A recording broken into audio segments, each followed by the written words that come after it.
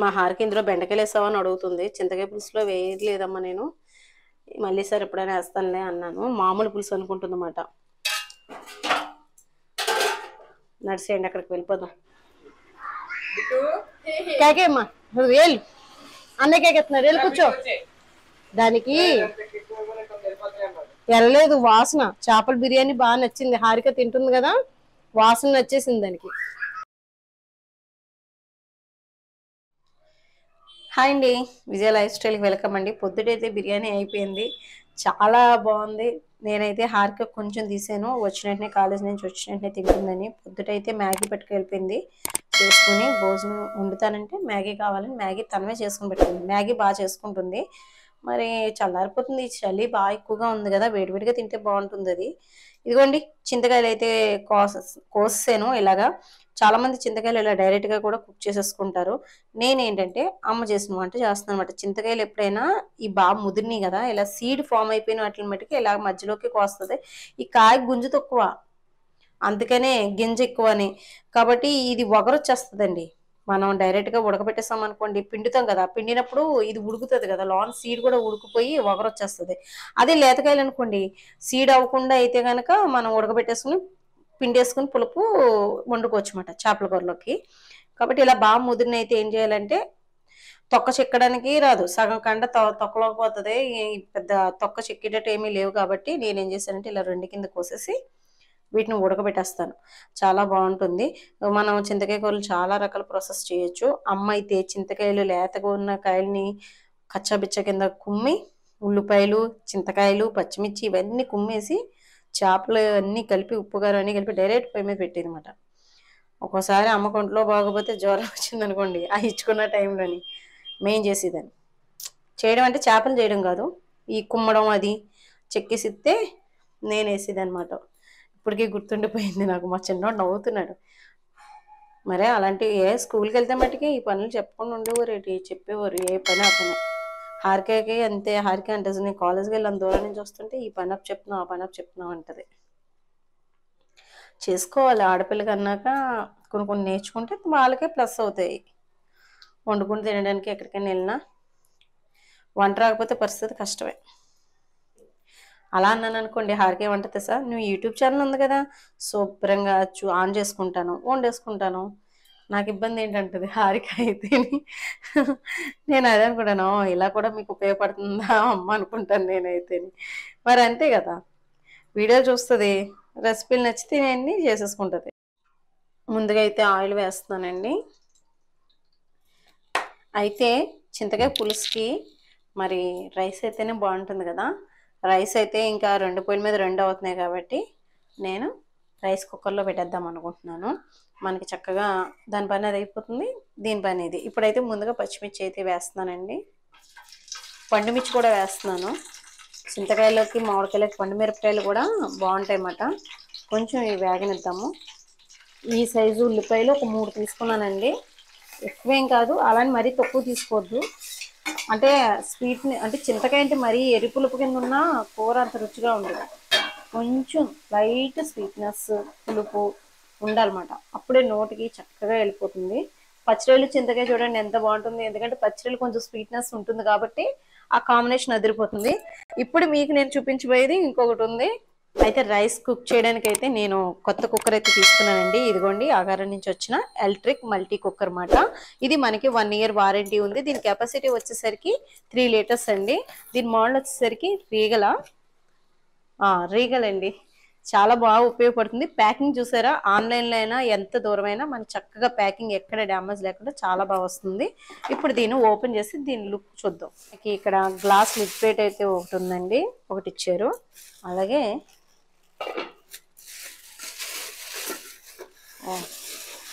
ఇదిగోండి రైస్కి ఇదేంటి మాన్యువల్ బుక్, వారంటీ కార్డ్ కూడా ఉంది. ఒక గరిటి, దీంతో రైస్ కొలుచుకుని వేసుకోవడానికి గిన్నె అయితే ఇదిగోండి.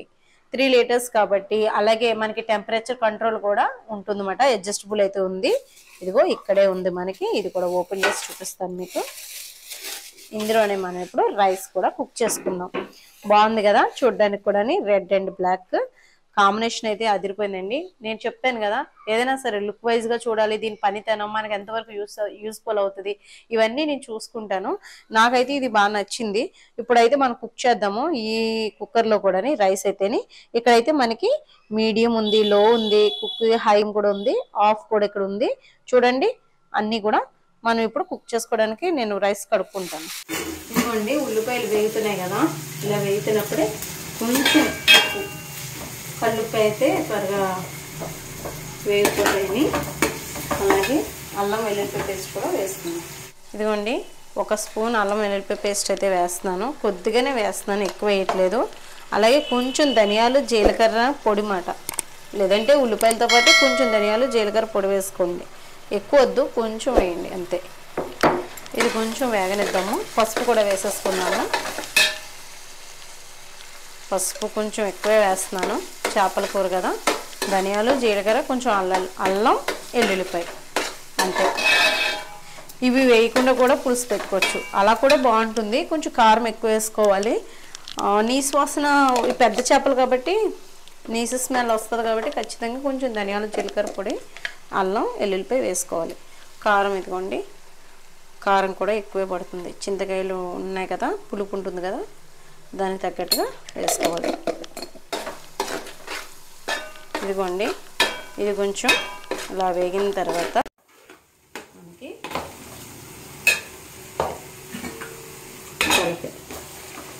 శుభ్రంగా కడిగేసుకొని పెట్టుకున్నాయి. ఇది తోక ముక్క, పొట్టకాడ ముక్కలు ఉన్నాయి కదండి, అవి ఒక ముక్క, పెద్ద ముక్కలు, ఇవన్నీ కూడా అందులో వేసేద్దాం.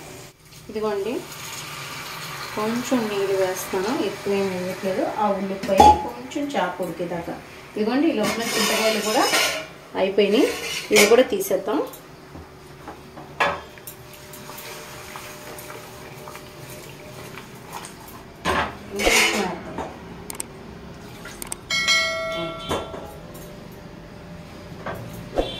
ఇదిగోండి రైస్ అయితే కడిగేసాను, ఇంకా నానిపోయి ఉంటుంది, ఆఫ్లో ఉంది. ఇప్పుడు ఆన్ చేసుకుందాం. అంటే మనకి టెంపరేచర్ కంట్రోల్ ఉందన్నమాట. దీంట్లో మనం బిర్యానీ చేసుకోవచ్చు, కర్రీస్ చేసుకోవచ్చు. ఎందుకంటే టెంపరేచర్ కంట్రోల్ ఉంది కాబట్టి మనకి స్లోలో పెట్టుకోవచ్చు, హై ఫ్లేమ్ మీద కాదు హైగా పెట్టి కూడా మార్చుకోవచ్చు అనమాట. ఇది కొత్తగా వచ్చిన టెక్నాలజీ కాబట్టి మనకి ఇది చాలా బాగా ఉపయోగపడుతుంది. అంటే మనం మామూలుగా ఆన్ చేస్తాం అనుకోండి, రైస్ కుక్కర్లో పెట్టినాం అనుకోండి, ఆటోమేటిక్గా ఉడికిపోతుంది, అదే ఆఫ్ అయిపోతుంది. ఈ టెంపరేచర్ కంట్రోల్ అనేది ఉండదు కదా. ఇదిగోండి నేనైతే ఇప్పుడు మీడియంలోకి మారుస్తున్నాను. ఇదిగోండి ఇది మీడియం. ఇదైతే మనకి కర్రీస్కి అది కూడా చాలా బాగా ఉపయోగపడుతుందండి. అయితే ఇది మీకు నచ్చితే కనుక నేను డిస్క్రిప్షన్లో లింక్ ఇస్తాను, మీరు ఎవరికైనా ఇంట్రెస్ట్ ఉంటే చెక్ చేయండి. ఇదిగోండి ఇలా మనకి గుజ్జు వచ్చేస్తుంది, ఇది కూడా వేసేసుకోవచ్చు అన్నమాట, బాగుంటుంది. నేను ఇప్పుడైతే ఇది ఆల్రెడీ కొంచెం నీళ్ళేసి ఉడకపెట్టాను కదా, సరిపోయింది. ఇప్పుడు ఈ చింతపండు గుజ్జులో కూడా మరగబెడదాం, చాలా ఈజీగా అయిపోతుంది. అసలు చేప చాలా రుచిగా ఉంది. మనం ఏం వేయండి వేయకపోండి, కొంచెం ధనియాల జీలకర్ర వెల్లుల్లిపాయ రుబ్బుకొని ఫ్రెష్గా అలా వేపుకొని కూర వండేసుకుంటే చాలు, మంచి రుచి వచ్చేస్తుంది అన్నమాట, చాలా బాగుంటుంది. ఇప్పుడు కూడా ఇదిగోండి ఇంత పలుచగా ఉంది, ఒకసారి చూపించడం దగ్గరికి. ఇది మనకి కొంచెం పొంగు రావాలన్నమాట. ఇప్పుడు కూడా ఉడకాలి. ఒక పక్కన రైస్ అయితే అయిపోతుంది, నేను మీడియంలో పెట్టినట్టున్నాను. ఇదిగోండి మీడియంలో పెట్టాను. మనకి కర్రీస్ కూడా చక్కగా మనకి రైస్ కూడా బాగా పొంగిపోతాం అలా ఉండదు అన్నమాట. అంటే లో కూడా పెట్టుకోవచ్చు, హై కూడా పెట్టుకోవచ్చు. కాబట్టి కుక్కర్లోంచి కొంచెం వాటర్ ఎక్కువైనా కూడా పొంగిపోవడం అలా ఉండదు. నేను ఇంతకుముందు ఫేస్ చేసేదాన్ని, అందుకనే చెప్తున్నాను మీకు. ఇదిగోండి లైట్గా కొత్తిమీర కూడా వేస్తున్నాను, ఉప్పు సరిపోతే ఉప్పు కూడా వేసానండి. మనకి చింతకాయలోకి కొత్తిమీర ఫ్లేవర్ అసలు ఎంత బాగుంటుందో, అసలు నాకు చాలా ఇష్టం. ఎంతమందికి ఇష్టం ఇలాగా. కొంచెం మనకి కొత్తిమీరలో గడ్డి ఉంటుంది, అక్కడికి అంతా క్లీన్ చేసిన చిన్న పరుపు పడింది అన్నమాట. ఇదిగోండి మనకి ఎంత ఫాస్ట్గా అయిపోయిందండి, కూర ఉడికి లోపల రైస్ అయిపోయిందంటే అసలు ఏమనుకోవాలి. ఇంకా ఒక 5 minutesలో ఇది కూడా అయిపోతుంది. గ్యాస్ స్టవ్ ఎలా అయితే యూజ్ చేసుకుంటాం, హై ఫ్లేమ్ లో ఫ్లేమ్, అలాగే మాట ఇది కూడా కర్రీస్ కూడా చక్కగా చేసేసుకోవచ్చు. ఇదిగోండి కూర అయితే అయిపోయింది, కొంచెం పలుచగానే దింపుతున్నాను. ముక్కకు అంటుకునేలాగా అయితే అంత రుచి అనిపించదు. చింతకాయ ఎప్పుడు కూడా ఇలాగే ఉండాలన్నమాట, పులుసులాగే ఉండాలి, బాగుంటుంది. లేదా మీకు టేస్ట్ తగ్గట్టుగా మీరు దగ్గరగా అంటే గుజ్జు కింద వేసుకోవచ్చు, లేకపోతే ఇలాగ. రైస్ అయితే అయిపోయింది. ఇంకా చలి అయితే మామూలుగా లేదండి, బేవచ్చు అన్నమాట. కొత్తిమీర లాస్ట్లో కొత్తిమీర వేసుకోవాలి కదా, అలా కొత్తిమీర వేసుకున్నానండి. అది మీకు చెప్పడం మర్చిపోయాను. ఇదిగోండి, మూత పెట్టేద్దాం. ఇది కొంచెం చల్లారాలి. అసలు యాక్చువల్గా అయితే రేపు పొద్దున అయితే సూపర్ ఉంటుంది. చింతకాయతో చేసింది, పులుపుతో చేసింది ఏదైనా అంతే. ఇంత చలిగా ఉన్నప్పుడు ఏదో ఏర్పాటు చేసుకోకపోతే అసలు గచ్చులు జీమని లాగేస్తుందన్నమాట. ఇంకా హారిక కూడా రాలేదు పాపం, బస్సులో కదా, చలిగాలి బాగా వేస్తుంది. తను వచ్చేటప్పుడు కూడా తను అలాగే గొడవ చేస్తుంది కాబట్టి తను వచ్చే లోపల నేను కొన్ని అరేంజ్మెంట్స్ చేసుకుంటాను. నడిసేయండి, వెళ్ళిపోదాం. మంట అయితే వేసేసామండి, బయట అయితే వెలుగుతుంది. హారిక అయితే అక్కడే భోంచేసేద్దాం అంటుంది. సరే అని చెప్పేసి అది కాలేజ్ నుంచి ఇప్పుడు వచ్చింది, కాలేజ్ చేతులు కడుక్కో అన్నం తినేమన్నాను. తర్వాత ఫ్రెష్ అప్ అయ్యి అప్పుడు మార్చుకుంటాను అంటుంది. ఎందుకంటే పొద్దుట ఏం పట్టుకెళ్ళలేదు, మ్యాగీ పట్టుకెళ్ళింది. అది ఏం సరిపోద్ది, వినిపించుకోదు ఒక్కొక్కసారి మాట అయితేనే. ఇప్పుడైతే భోజనానికి ప్లేట్లు తీస్తున్నాను. హారిక పొద్దుట పలావ్ వేసాను కదా, తనకని ఉంచేసాను. నేనైతే రైస్ పెట్టుకుంటున్నాను.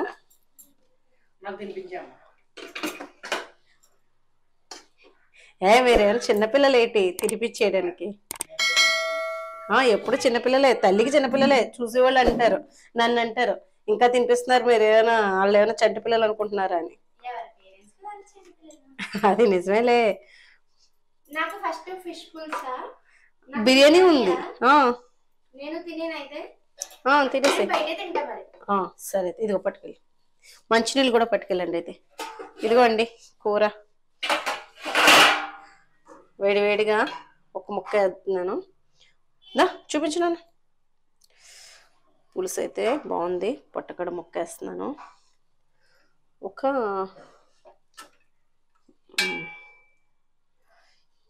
పులుసుకి ఇది కరెక్ట్ కాదు. పులుసు అయితే ఇలా ఉండాలండి, పల్చగా. చింతకాయ పులుసు అయితే. మా హారికి ఇందులో బెండకాయలు వేసావని అడుగుతుంది. చింతకాయ పులుసులో వేయలేదమ్మా నేను, మళ్ళీ సార్ ఎప్పుడైనా వేస్తానులే అన్నాను. మామూలు పులుసు అనుకుంటుందన్నమాట. నడిచేయండి, అక్కడికి వెళ్ళిపోదాం. చేపల పులుసు, చలికి మంట. మా బిట్టు కూడా వెనకాల ఉన్నాడు చూడండి. ఇక మరి దానికంటే దయలో వచ్చే అలా వెళ్ళిపో, అటు వెళ్ళిపో, అటు వెళ్ళిపో, కూర్చో. లేకరా నువ్వు, అది అటు వెళ్ళిపోద్దండ. వెళ్ళిపో, అటు వెళ్ళిపో. కేకేయండి మీరు, ఇటు వచ్చేస్తుంది. కేకేమ్మా, వెళ్ళు. అన్న కేకెత్తున్నారు, వెళ్ళి కూర్చో. దానికి వెళ్ళలేదు వాసన. చేపల బిర్యానీ బాగా నచ్చింది, హారిక తింటుంది కదా, వాసన నచ్చేసింది దానికి. ఒక్క మెతుకుంచలేదండి, తినేసింది. ఎలా ఉంది కూర? చేపల పులుసు, చింతకాయ పులుసు బాగుందా? వచ్చిన వెంటనే చేపల బిర్యానీ అంటే నేను తిన్నాందండి. ఇప్పుడు చూడండి ఎలా తింటుందో. వెనకాల ఉంచుడు సూపర్ ఉంది. చింతకాయ ఎప్పుడు హైలైట్ చేపల కూర.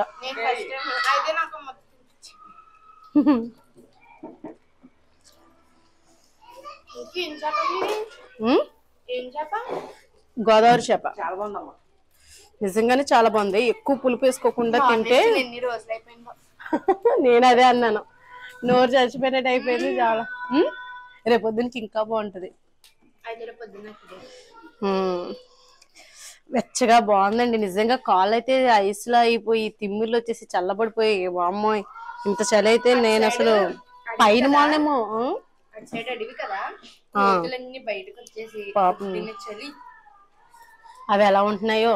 చాలా చలి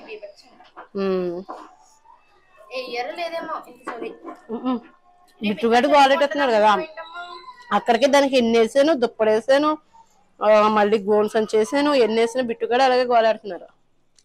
మన సబ్స్క్రైబర్స్ కూడా మంచిగా వంట వేసుకుని ఎంజాయ్ చేస్తే బాగుంటది. పాపం అపార్ట్మెంట్స్ లో ఉన్న వాళ్ళు కుదరదు, ఇండివిజువల్ హౌస్ లో ఉన్న వాళ్ళు అయితే చక్కగా వేసుకోవచ్చు.